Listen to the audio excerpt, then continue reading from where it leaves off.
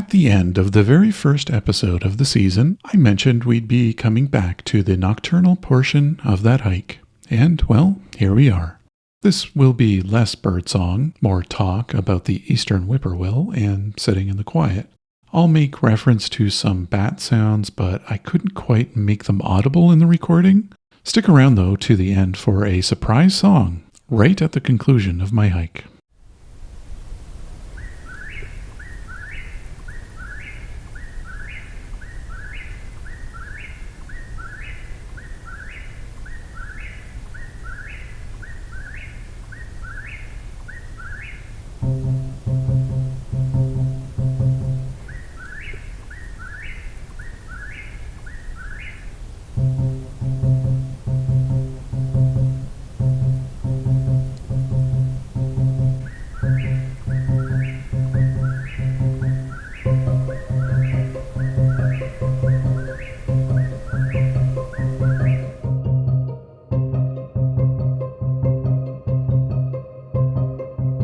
My name is Rob, and this is Songbirding.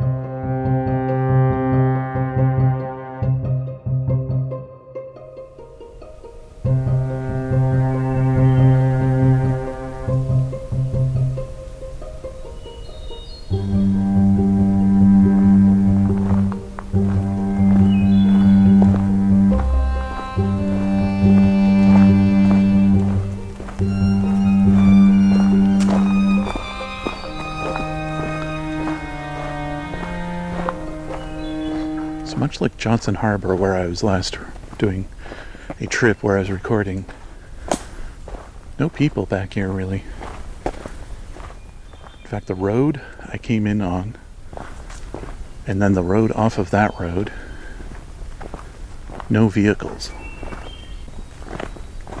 There's no one parked at the trailhead, so I wouldn't expect to come across any people.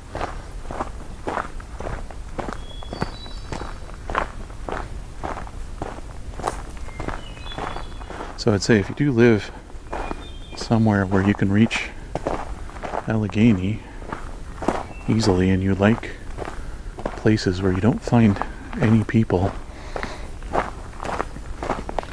my first find so far has proven to be quiet and unpopulated.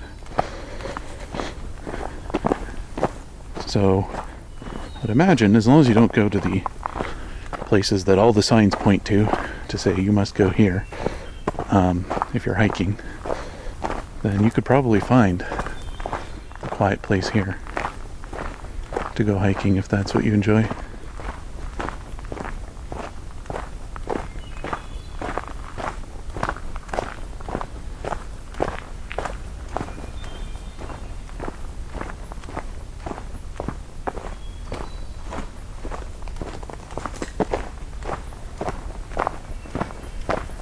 Come to a turnaround spot.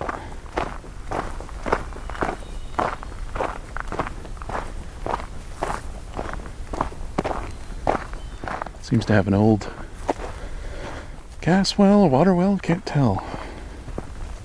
Probably gas. It's got a number and everything. Yeah, it looks like a gas well. Oh, fireflies. The road is turning into trail here. I'm starting to see fireflies more prominently. I'm going to walk for a minute into here, but not much more than that because it's dark. Oh, hey.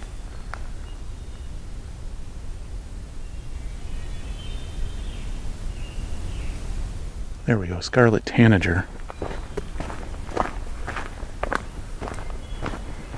I hope that can be picked up by the recorder, but we're going to have to stop and be very quiet, I think, for a bit to hear that.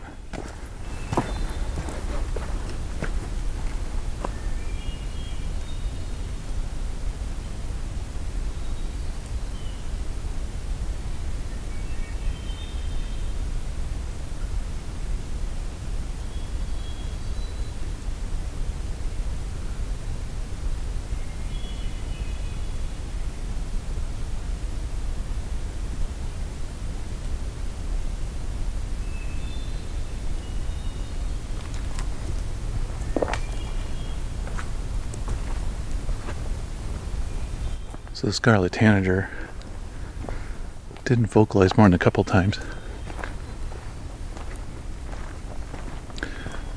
Maybe we'll catch that a little louder tomorrow. I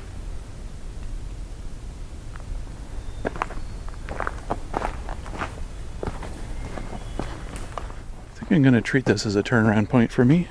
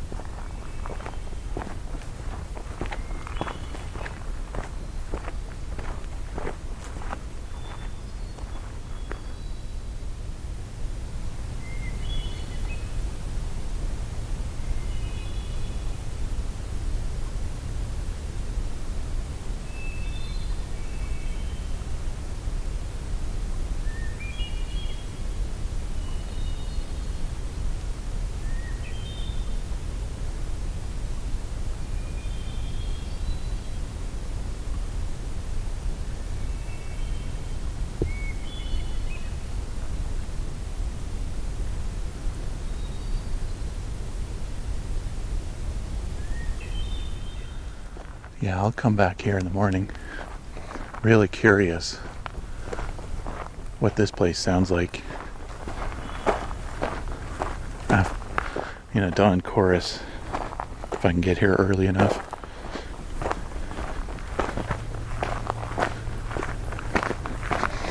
So unfortunately, my hike in was all downhill. So I've got an uphill climb for me.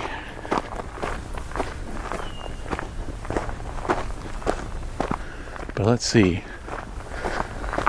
Oh! Another hermit thrush.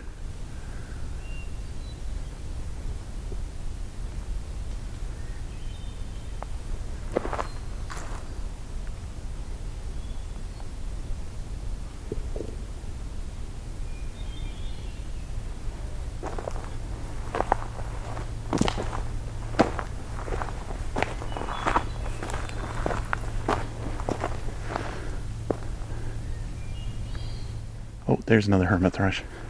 It's going to make 4 now. Let's go towards that.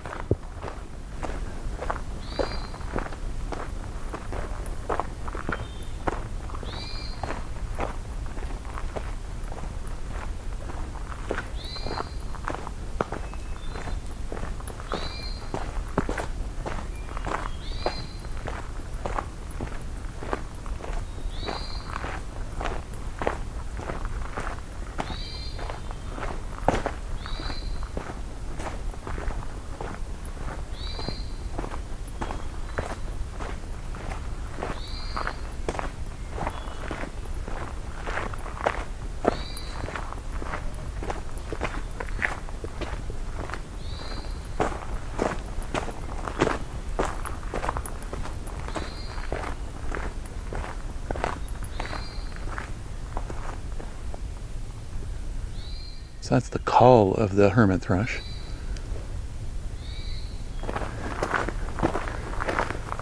Calls tend to be more about interaction with other birds and predators,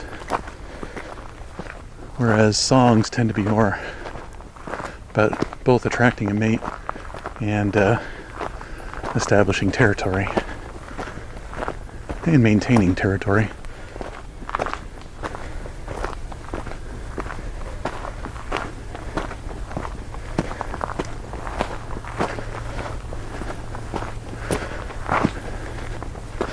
Got quite a bit of uphill in the dark to go here.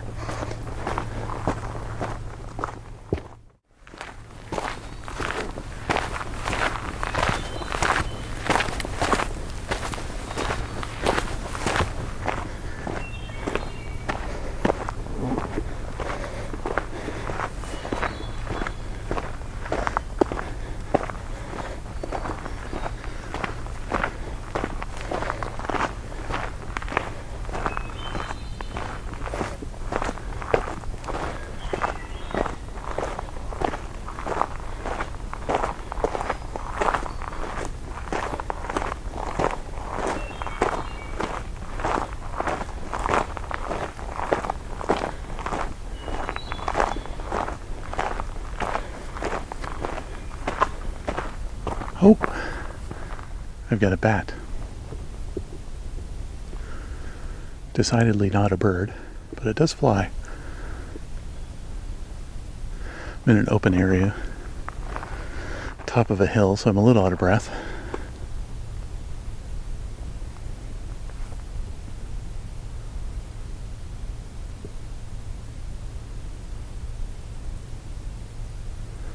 Two bats now.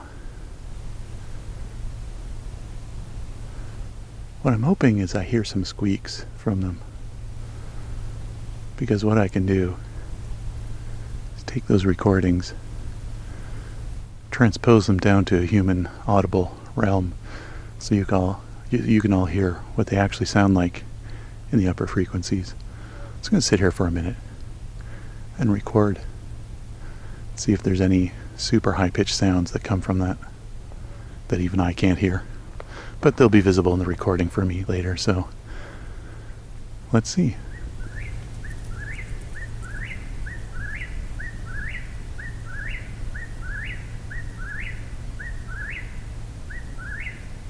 Or we'll get a whippoorwill.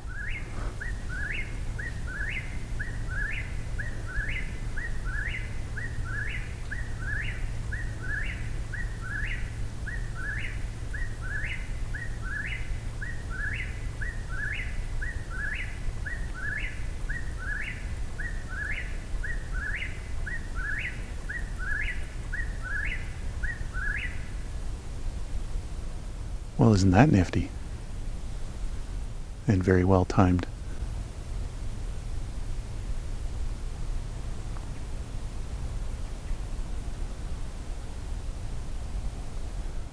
I think I'm hearing something from the bats, so I might still transpose that down. But meanwhile, let's listen to this whippoorwill.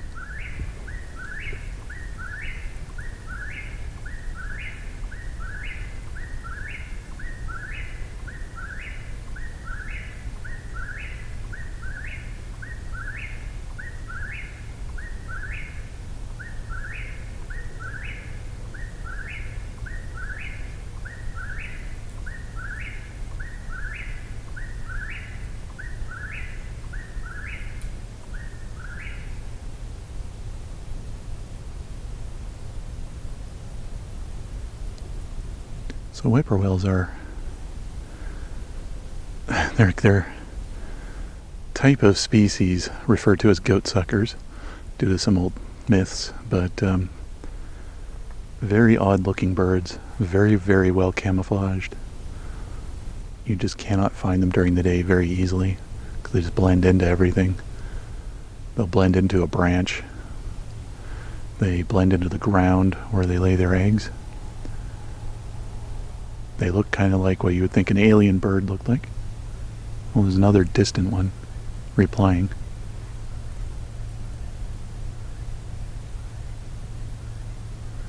But they do fly around like the common nighthawks do, and they're related to common nighthawks.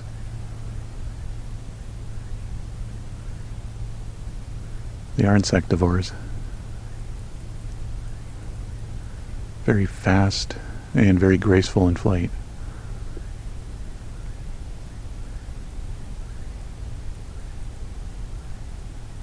But when they're on territory like this, they do their telltale whippoorwill song.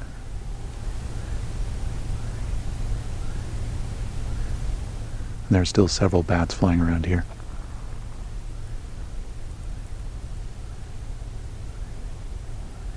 I'm willing to bet they are making some very high frequency sounds that I can transpose down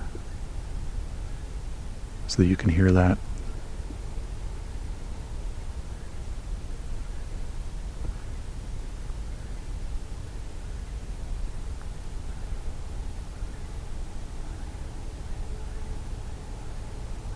I was kind of hoping maybe I'd hear an owl or two. But a whippoorwill is actually even better, because one can hear an owl any time of the year.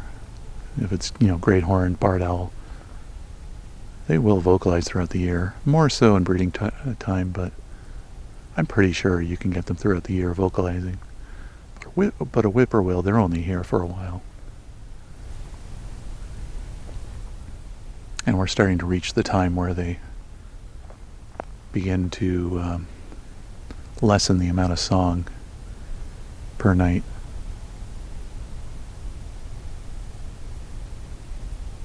It may be this specific bird is done for the night, or it may have flown off to where that other one is vocalizing from, or maybe is that other one.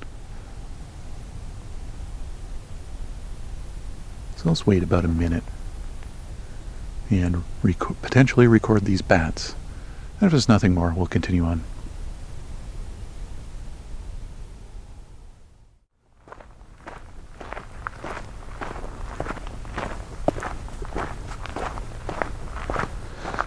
So during my walk up that hill, I did hear a distant great horned owl, but it was so distant and quiet, there's no way this microphone picked that up while I'm walking. I've kind of begun to learn the limits of the recorder over the years now. And it used to be that if I could hear it, the microphone would catch it. But I'm finding now that I'm discovering some of these places of quietude where there's very low anthropogenic sound begin to hit the noise floor of the microphone, where it's so quiet here. For example, there's not all this anthropogenic noise covering up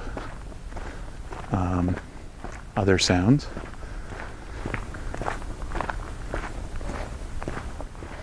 Meaning now there are some things that are audible to my ears, but not to the microphone.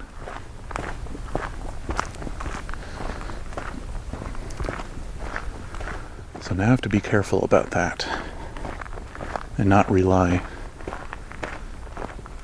on the quietest things being actually audible for the recording.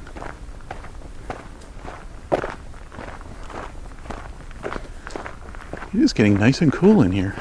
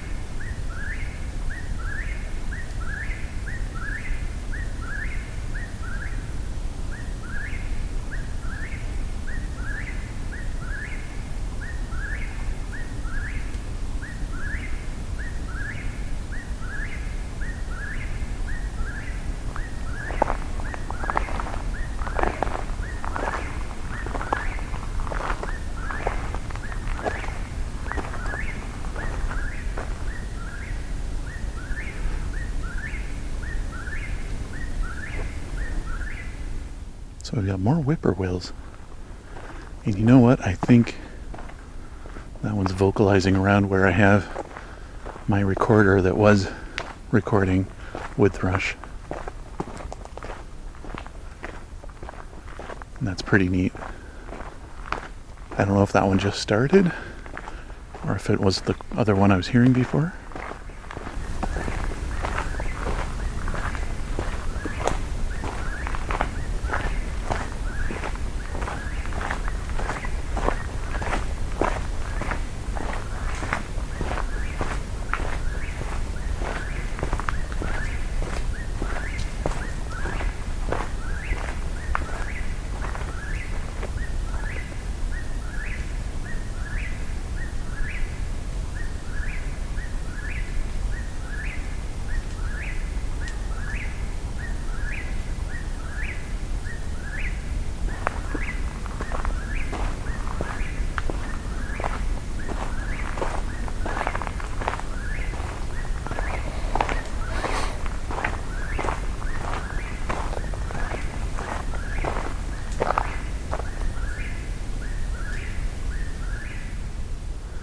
If you can imagine, this is a fair bit after dusk now. Fairly dark forest. Still some light in the sky, certainly. But the canopy covers most of it.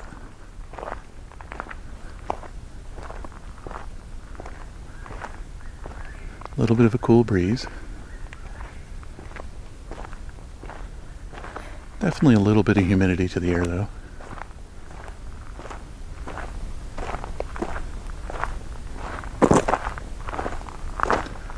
And there's whippoorwills singing.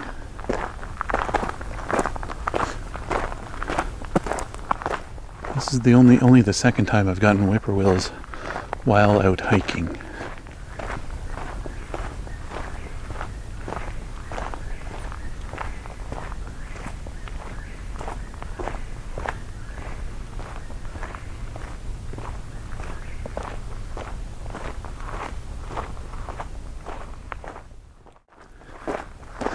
That was roughly an hour of hiking. And pretty productive for an evening.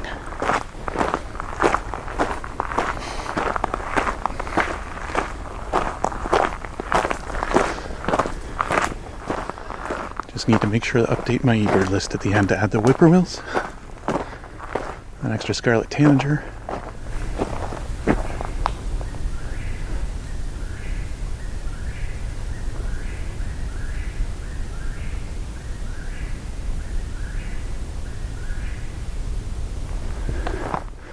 great horned owl, and that black-throated green warbler that I heard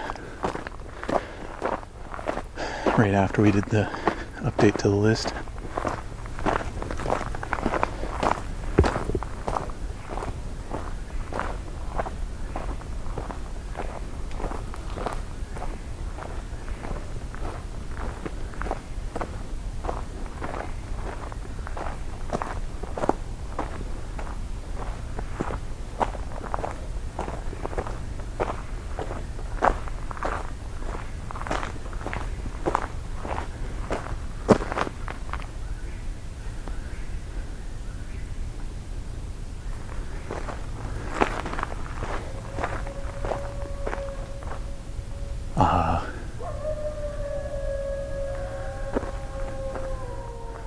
That's a perfect wrap-up.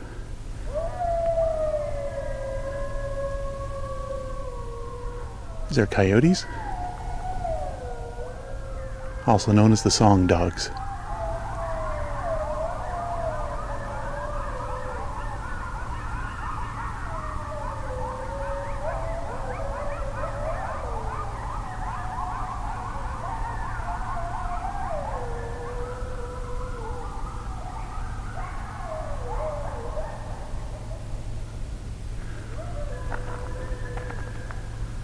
That was a nice chorus. So it's the eastern coyote is the species. Not dangerous to humans, usually. And because it is usually, I'm glad this is at the end of my hike and not in the middle. Although I really don't know of any cases outside of one where someone was attacked by coyotes, and that was considered a very unusual event.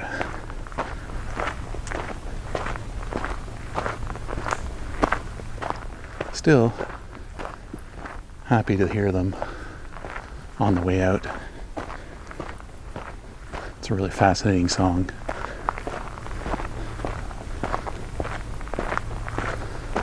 In fact, it's a chorus, not just a song.